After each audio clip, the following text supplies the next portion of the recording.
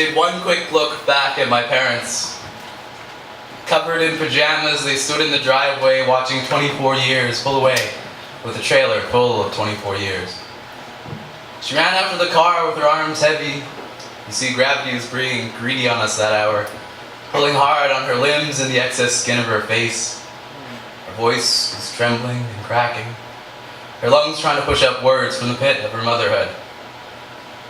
When she cries, the confidence in her voice ruptures, and it spills over into sobs and convulsions in her shoulders.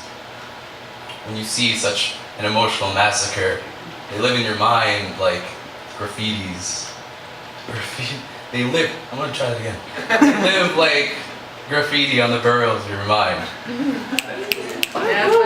That works. See, community, so much love.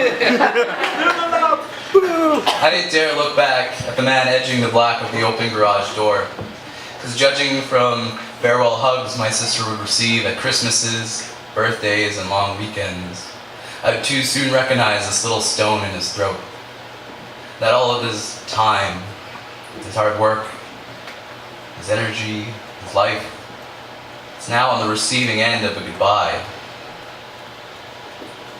When you were born, she tells me, the doctor held you up and said, "It's a boy." And I think your father managed to repeat those words across the whole of the earth.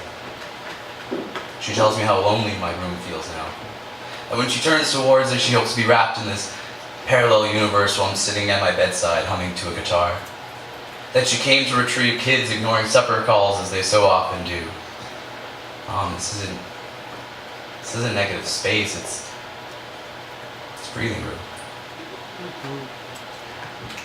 And how often do they walk from the kitchen to the living room, staring at the phone, hoping that by some inert telekinesis that my 10 numbers would draw on their call display.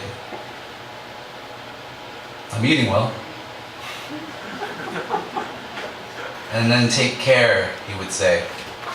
My dad gives those words under the guise of something as old as I am. That he took our experience together, he folded it into a little origami creature. That he hopes one day the legs will jump, the wings will flap, and the heads will bow. And I always take too much time tracing and retracing its delicate little folds that I forget to unravel the little messages caught inside. Take care, he always says. Or, if you can't think of us, think of yourself.